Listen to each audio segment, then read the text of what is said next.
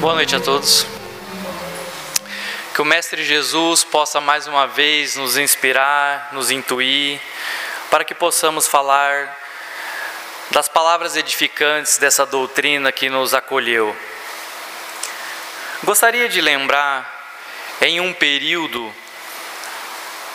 onde Jesus, ainda em espírito, antes de descer ao planeta Terra, preparava através da organização de espíritos que buscariam reencarnar na Terra.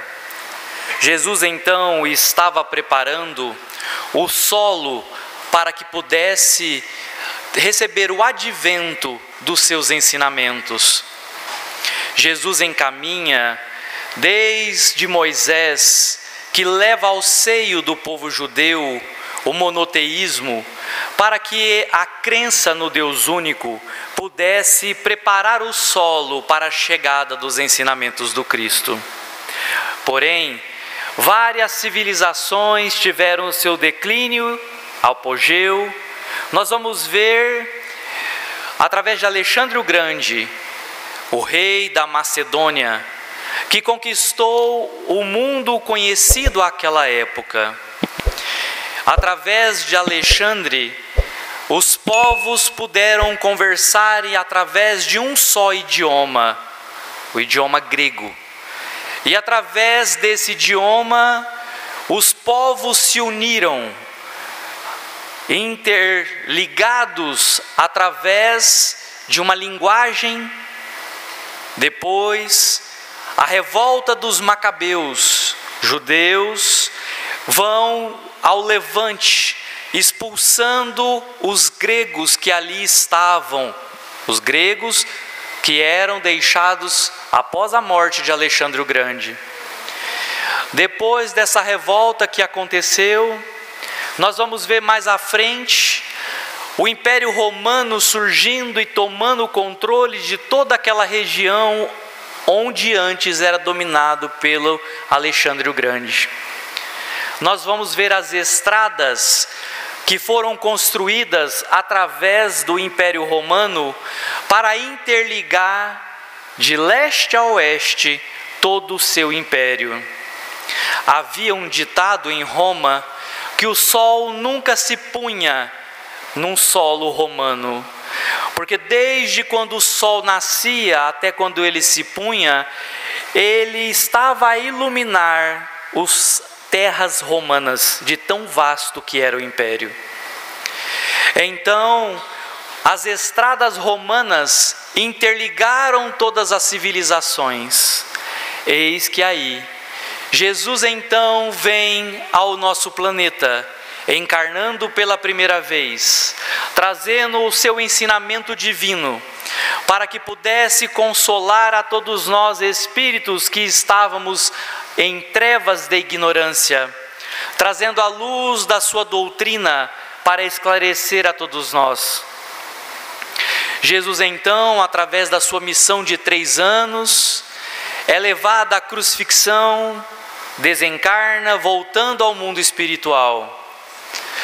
Os apóstolos, então, começam a sua trajetória de levar o ensinamento não só mais dentro da Judeia, da Galileia ou Samaria, mas agora os apóstolos estavam levando a mensagem de Jesus para a África, para a Ásia, para a Europa, mas graças a uma organização anterior, porque agora eles, todos os apóstolos judeus, poderiam falar no idioma grego, levando o ensinamento de Jesus, porque todos os povos estrangeiros já tinham contato com o idioma grego. Se eles precisavam de estradas, o Império Romano construiu estradas por onde o Evangelho seria levado em todos os países os mais distantes possíveis. Então, através do idioma, através das construções de estradas, a mensagem de Jesus Cristo, através dos seus apóstolos e depois os discípulos seguidores de Jesus, pôde ser levado a todas as paragens daquela época. Nós vamos ver a edificação em outros países do cristianismo, que estava surgindo, porém, as perseguições em Jerusalém, através dos judeus, continuava extremamente feroz. E a comunidade cristã nascente mudara para a região da Anatólia, atual Turquia. E naquele local, em várias cidades, foram montando igrejas, e ali estabeleceu um grande núcleo, através de um grande apóstolo dos gentios, chamado Paulo de Tarso. Que ali ele começa não só na região da Anatólia, mas também pegando Macedônia, a Grécia, levando mais ao ocidente a palavra do Cristo. Novas civilizações estavam recebendo a palavra de Jesus. Jesus então, com o seu plano divino de levar a informação, o seu ensinamento a todos, começou então a preparar. Porém, nova perseguição surge na região da Anatólia. Mais uma vez, aquele povo cristão sofrido tinha que buscar novas paradas para morar. E eles então, pegando ali através do mar Mediterrâneo, saindo do mar Mediterrâneo até o porto de Marseille, atual França, subindo pelo rio Ródano, indo ao centro da Gália antiga, numa cidade chamada Lugdunum, hoje Lyon. E naquela localidade, estabelece naquela região um dos maiores assentamentos cristãos da Europa, onde pessoas de várias regiões buscavam aquela localidade para poder aprender com aqueles servos do Cristo. Só que no ano de 177, no mês de agosto, em comemoração ao grande imperador Augusto, Agosto recebeu o nome por causa de Augusto. No mês de comemoração do aniversário do imperador, eles então começaram a buscar os cristãos para martírio em homenagem ao imperador. E começaram a fazer apreensões, prendendo eles, prendendo suas coisas. Mas quando começou a prender aqueles que trabalhavam para os cristãos, que eram gentios, não eram cristãos, eram pagãos, eles, para se verem livres, falaram assim: os cristãos são canibais, os cristãos são vampiros, os cristãos acabam de ter relação entre irmãos, relações incestuosas. E aí isso chocou o governador da província, que manda destruir os cristãos. Mas sabe por quê? Porque quando Jesus falou que aquele que comer da sua carne e beber do seu sangue teria vida, ele estava falando, e até nós vemos isso ainda no símbolo de comer o pão e beber o vinho. Jesus, quando fala no Evangelho de João, capítulo 6, no versículo 53, ele vai estar trazendo para nós a reflexão. Mas o que era comer da carne do Cristo e beber do sangue do Cristo? Para que pudesse ter vida. E outra questão, as esposas e os maridos se chamavam de irmãos. Então para eles eram relações incestuosas. Eles não entendiam, porque quando eles falavam que através daquele momento de comer o pão era a carne do Cristo, ou beber o vinho que era o sangue do Cristo, que era um simbolismo, que nada mais era do que a interpretação de todo aquele que se alimentasse da carne do Cristo. O que é a carne? É a parte material. Todo aquele que buscasse nos ensinamentos, nos exemplos de Jesus, buscasse se alimentar dessa carne, desse exemplo, tudo aquilo que era material que Jesus nos legou. Esses teriam vida em abundância. E todos aqueles que bebessem do sangue, quer dizer, a parte fluídica, a parte dos exemplos, que bebesse, que alimentasse ou bebesse dos exemplos e dos ensinamentos de Jesus, essas pessoas estariam buscando a vida em abundância. Porque todo aquele que se nutrisse dos ensinamentos do Mestre Jesus não morreria. Ele não morreria, entre aspas, porque morreria o corpo, mas passaria em vida eterna, em alegria eterna, enquanto aqueles que não se alimentassem dos exemplos e dos ensinamentos de Jesus, esses passariam para o mundo espiritual não vivendo, mas sobrevivendo. Muitas vezes em situações de sofrimento, de dores, de dificuldades e de problemas. Então nós vamos ver que no seio da Gália, através da acusação de canibalismo, de vampirismo, foi o motivo pelo qual a cidade de Lyon e uma cidade próxima chamada Vienne foi totalmente cercada e prender os cristãos que ali moravam. E começou o festival de assassinato dos cristãos. E dentre eles nós podemos ver o líder da comunidade cristã chamada Potino. Potino tinha aproximadamente 90 anos. Foi levado diante do governador romano e falou para ele: abjura do seu Cristo que eu te liberto. E ele fala: quem sou eu para negar o meu Senhor Jesus Cristo, se ele até hoje não me abandonou? E Potino, aos 90 anos, vira mártir diante do sofrimento das torturas. Vamos ver Blandina. Blandina foi uma grande referência para a comunidade cristã daquela época. Esta irmã Franzina, uma mulher que poderia ser olhada por muitos como frágil, que não ia aguentar as torturas. Em todos os relatos dos cristãos primitivos, nós vamos ver que Blandina foi uma das mulheres, dos seres humanos, não mulher, mas entre homens e mulheres, que mais aguentou tortura, de queimar as suas partes mais íntimas, de queimar os seios, de torturas, de abrir o corpo e deixar as vísceras expostas, de deixar ela para ser levada à cruz, para que pudesse ser devorada pelos animais, e os animais não chegaram perto dela. Todo mundo, quando olhava para ela naquele madeiro ali, amarrada, que nem os animais tinham coragem de chegar perto dela, porque a respeitava. Era como os cristãos que estavam passando pela dor e sofrimento do martírio, olhava para ela e via através da resignação, do exemplo, da força daquela mulher, podiam ver Jesus através do exemplo dela. E ela fortalecia aqueles irmãos. Ela foi uma dos últimos a morrer. Foi levada e jogada em uma arena. E o touro chifrava, jogava, pisoteava. Só depois de dias de sofrimento, Blandina retorna ao mundo espiritual.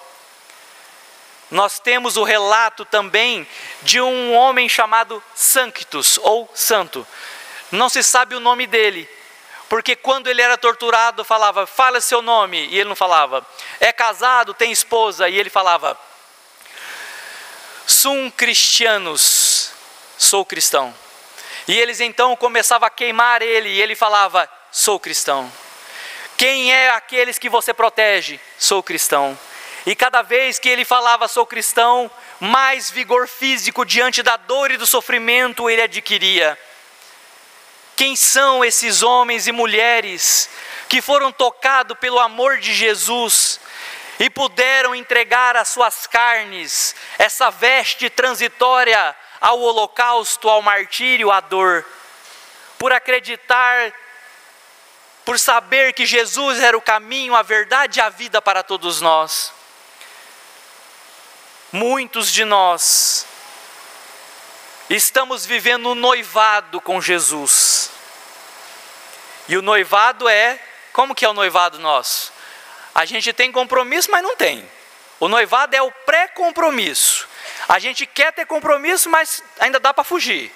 A gente está com um pé no casamento e um pé fora do casamento. A gente não tem total, deveria ter, mas não tem total compromisso com aquela pessoa que você está. Então nós vivemos o noivado com Jesus. Nós o amamos, mas o abandonamos. Nós queremos estar perto dele, mas ainda estamos com o pé no mundo. Nós queremos estar casados, mas ainda não largamos da vida de solteiro. Porque quando a gente casar de verdade com Jesus, da forma alegórica de falar, quando a gente entrar em um casamento de fidelidade com Cristo, de amor incondicional com Cristo, de devoção, de prioridade com Cristo, nossa vida vai ser diferente. Mas nós temos dificuldade porque nós queremos amar o Cristo no noivado, cada um na sua casa. Eu cultuo Jesus lá no centro espírita. Na minha casa eu não cultuo Jesus, é Genésio. Lá é Jesus, aqui não. Então cada um na sua casa. Jesus lá no centro e aqui na minha casa eu sou do mundo. Então a gente ainda tem que evoluir, aprender a sair da fase de noivado e passar para a fase de casamento, de cumplicidade com este homem que deu a vida por todos nós. Nesse solo, no solo abençoado de Lyon, que as sementes do cristianismo foram regadas pelo sangue dos mártires, séculos depois, no ano de 1804, nasceria em Lyon, Hippolyte Léon Denisard Rivail, o nosso querido Allan Kardec, que no ano de 1857 traz o advento da terceira revelação. A doutrina espírita nasce através do Livro dos Espíritos. E ali na França, vivendo um período de guerras e revoluções, as guerras que viria a Primeira e a Segunda Guerra Mundial, Jesus então acha por melhor, juntamente com a espiritualidade superior, transportar a árvore do Evangelho, que saiu da Galileia, que foi para Anatólia, que veio para a região de Lyon, agora relembrada por Allan Kardec, agora seria transplantadas a terras tupiniquins, aonde o Brasil seria considerado, Brasil, coração do mundo, a pátria do Evangelho. A árvore do Evangelho então seria trazida às nossas terras, para que essa árvore pudesse crescer, não somente em tamanho, para que ela pudesse buscar cada dia mais as alturas celestes, mas essa árvore do cristianismo tinha como missão principal fincar raízes firmes no solo do coração dos brasileiros, para que nós pudéssemos ser um povo hospitaleiro a essa árvore do Evangelho que aqui chegara. Então, Jesus encomenda novos trabalhadores, novos servos da sua doutrina, Dr. Bezerra de Menezes, nosso irmão considerado médico dos pobres e dos humildes, que vem até a nossa terra lutar no Brasil através da política para que o nosso solo fosse uma terra laica, que não tivesse uma religião oficial, para que nossa terra não tivesse perseguições religiosas. Na região do Triângulo Mineiro, o querido Eurípides Barçanufo, levando através da sua mediunidade a propagação da doutrina espírita, preparando o solo para Francisco Cândido Xavier, através das cartas psicografadas, que consolou milhares ou milhões de pessoas, que através da sua mão abençoada, levou as informações da vida após morte, que a morte era para o corpo, mas que o espírito permanecia, e os espíritos imortais traziam comunicações aos seus entes queridos, levando a palavra de consolo e da continuação do Espírito. Eis que então, através do programa Pinga Fogo, que teve maior índice na época de adesão, de pessoas assistindo, nós pudemos levar a todos aqueles que ainda não conheciam a doutrina espírita, O Brasil então estava conhecendo o Espiritismo através do nosso querido Francisco Cândido Xavier.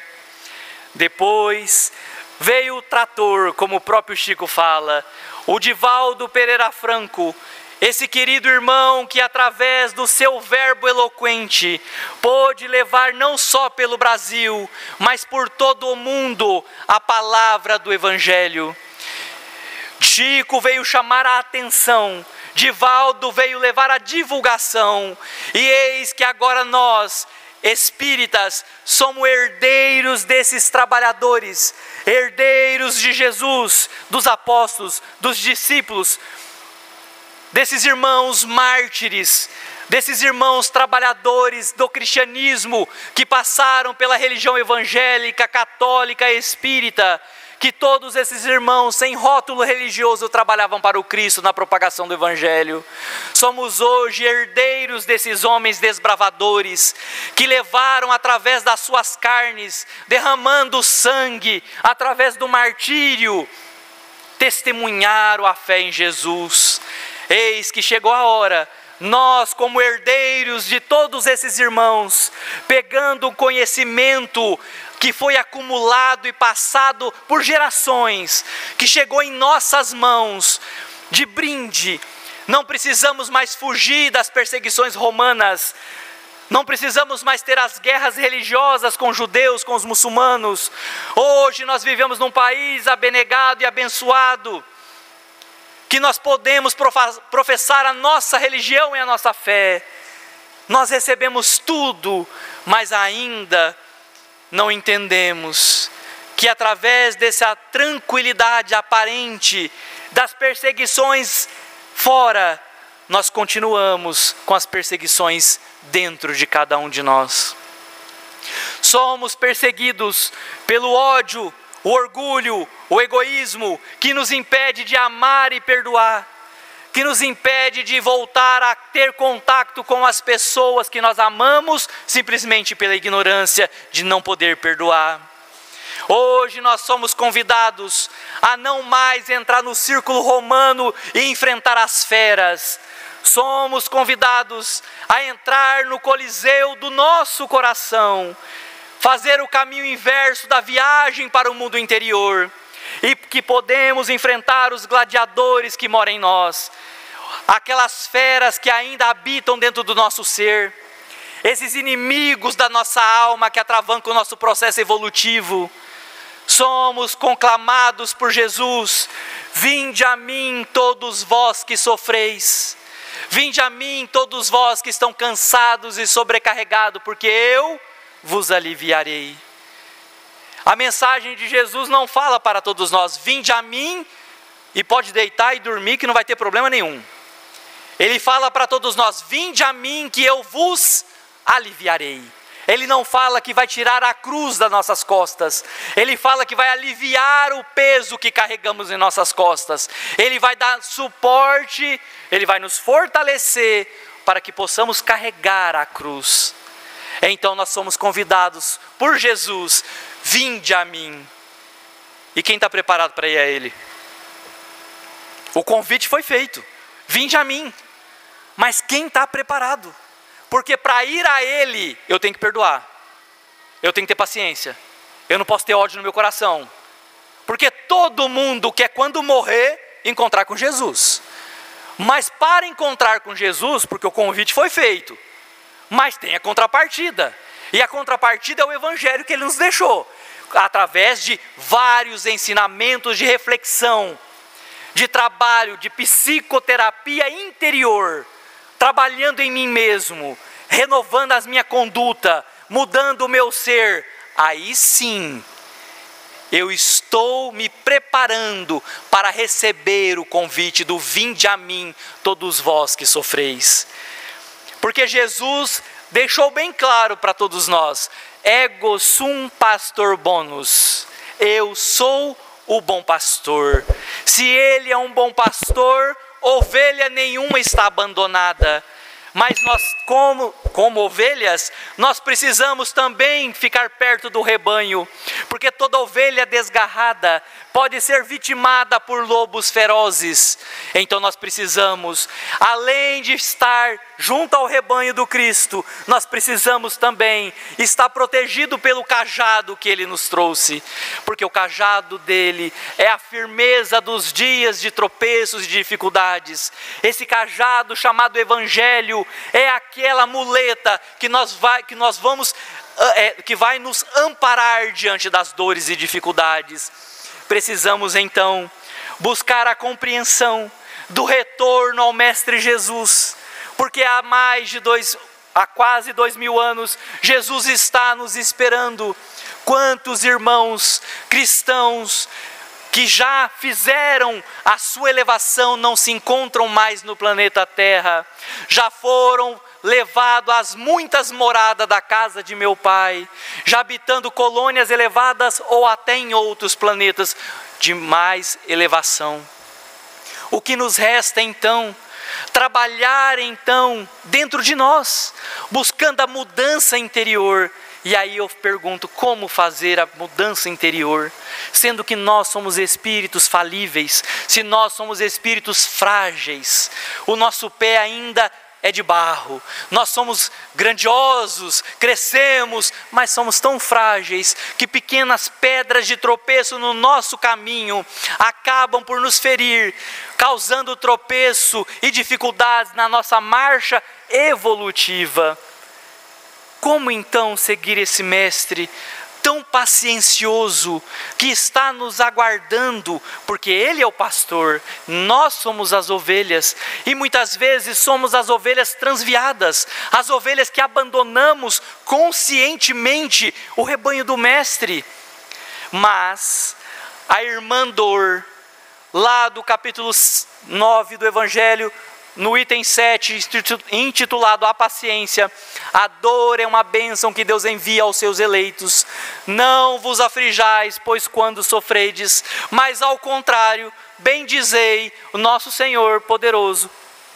Aí eu ficava pensando, eu não vou seguir esse espiritismo, porque eu tinha 14 anos, meu pai me obrigava a ler o Evangelho, obrigava, porque eu não queria ler. E aí eu lia a Paciência e pegava aquela lição e falava, a dor é uma bênção. Eu falei, pronto, não quero mais. Como que a dor é uma bênção? Os eleitos de Jesus vai ser buscado pela dor. A dor é uma bênção que Deus envia aos eleitos? Não quero. Deu, acabou, não quero mais. E meu pai falava assim, você tem que buscar interpretar, isso aí você está lendo só a letra. Você está lendo a letra que mata. Mas através da letra tem o Espírito que vivifica. Você tem que buscar compreender o Espírito. E ele me explicava, eu acho que eu não queria entender. Porque era aos irmãos rebeldes, muitas vezes o despertar para o Cristo vem através da dor. Não é necessariamente que todos nós devemos ou temos que passar por ela, mas todo aquele que se afasta do rebanho do Cristo está sujeito às dores e dificuldades do abandono que a pessoa se colocou. Não foi o Cristo que abandonou. Eu escolhi me afastar do Cristo e me coloquei em uma posição de vulnerabilidade diante dos espíritos inferiores encarnados e desencarnados. Então muitas vezes eu escolhi o caminho de desajuste para a minha vida. Mas a querida irmã Dor bate à nossa porta e nos convida, porque você vai ao médico, não tem nada e está morrendo, está com dor, está com isso, está com aquilo e não tem nada. Mas você está sentindo tudo. E aí você lembra, acho que vou orar, acho que vou para a casa espírita, para a igreja. E aí começa a aventura do filho pródigo, a voltar à casa do nosso Pai. Eu gostaria de lembrar de uma história muito interessante que todos nós sabemos, que Jesus, quando foi levado ao templo, quando ele tinha 12 anos de idade, provavelmente era o bar mitzvah, que todo menino judeu, aos 12 anos, era apresentado ao templo, porque a partir dos 12 anos, ele já começava a fazer parte dos estudos da sociedade, ele já era integrado à sociedade. Então Jesus foi levado ao templo aos 12 anos. E aí, vamos voltar para Galileia, uma caravana de Galileu, Maria atrás, José na frente, porque os homens iam na frente, as mulheres atrás, e vai, cadê Jesus? Jesus está com José, não, Jesus está com Maria. Depois de um dia de caminhada, descobriram que Jesus não estava com eles, tá? Vou falar, não precisa chamar o conselho tutelar para José e Maria, tá? Era compreensível, porque as caravanas eram longe. Eles iam aos poucos para evitar ataques de ladrões. Então eles acabavam fazendo isso. E aí, cadê Jesus? E o desespero? Imagina uma mãe que perdeu o filho, um pai que perdeu o filho. E o filho deles é o filho do homem lá. Aí o desespero, corre todo mundo para Jerusalém. Vamos procurar Jesus. Andou Jerusalém, que estava lotada ainda, porque era Páscoa. E cadê Jesus? Acharam Jesus no templo. Fazendo o quê? Dialogando com os rabinos. Falando das coisas, como diz ele, das coisas do meu Pai. Falando dos ensinamentos de Jesus. Discutindo sobre a lei. Com doutores da lei, com 12 anos de idade. E o que essa história mostra para a gente? Que em toda longa caminhada nossa, nós vamos descuidar muitas vezes e vamos nos perder de Jesus. E nós temos a necessidade urgente de voltar e procurar Jesus. Nós temos a necessidade de correr pelo mundo procurando Ele. Mas onde que José e Maria achou Jesus? No templo, na casa do Pai. Então, nas veredas do caminho, muitas vezes nós vamos nos afastar do Mestre. Mas na hora da dor e do sofrimento, saiba onde encontrá-lo, porque Ele vai estar lá, falando das coisas do Pai dele, falando do nosso Deus Todo-Poderoso, esperando ser encontrado por aqueles que se perderam dele, porque Jesus estava pleno, os pais estavam desesperados. Então, quando nós estivermos em desespero, precisando de um amigo para nos ouvir, que possamos erguer os olhos ao mais alto, através de uma oração, olhar para o céu e falar: Mestre Jesus, sabeis que sou pequeno, endividado, espírito em processo de elevação, mais erro do que acerto, mas peço ao Senhor, pela luz do seu sagrado evangelho, que o Senhor possa iluminar os meus passos e a minha consciência, para que através do seu evangelho, como bússola, a guiar aqueles que estão perdidos, que eu possa buscar através dos rastros luminosos que o Senhor deixou sobre a terra, eu possa achar o caminho, mesmo em noites de veredas e dores e sofrimentos, nos momentos mais dolorosos e escuros da minha vida, ser para nós, Jesus, a luz que ilumina a nossa vida, nos fortaleça para que possamos reagir diante da prova e da dificuldade, nos ilumina, Senhor Jesus, para vencer a nós mesmos, para vencer os ciúmes, os melindres, as invejas, as dores e o sofrimento, para que possamos ser cristãos de fato, seguidores da vossa doutrina. Iluminai a todos nós, Mestre, que estamos neste momento, nesta casa de bênçãos, unidos pelo seu nome, pelo seu amor.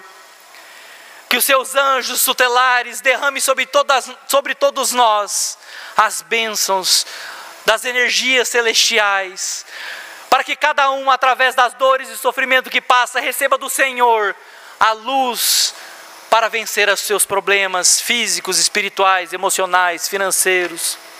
Abençoe nossas casas, para que lá também seja a sua casa, Mestre Jesus, para que a sua palavra habite entre nós. Abençoe a todos nós, para que estejamos de braços abertos ao trabalho fraterno na casa de José Xavier, que oferece tantos trabalhos a todos, a necessitados que temos em nossa cidade, a dor lá fora. Há irmãos necessitados, porque os necessitados são muitos, os trabalhadores são poucos. Nos capacite através do seu evangelho, do seu amor, para que engrossemos as fileiras do vosso evangelho em auxílio a todos os irmãos. Abençoe as nossas mediunidades, para que ela não seja corrompida pela vaidade, para que ela não seja corrompida pelos irmãos inferiores. Abençoe a cada um de nós, Mestre Jesus, para que possamos retornar aos nossos lares, com as palavras do seu evangelho em nossa mente, em reflexão, e que essas palavras germinem em nosso ser, e nos transforme a cada dia em pessoas melhores, em melhores cristãos, em melhores servos da vossa doutrina. Sê conosco, Senhor, hoje, agora e sempre, que assim seja.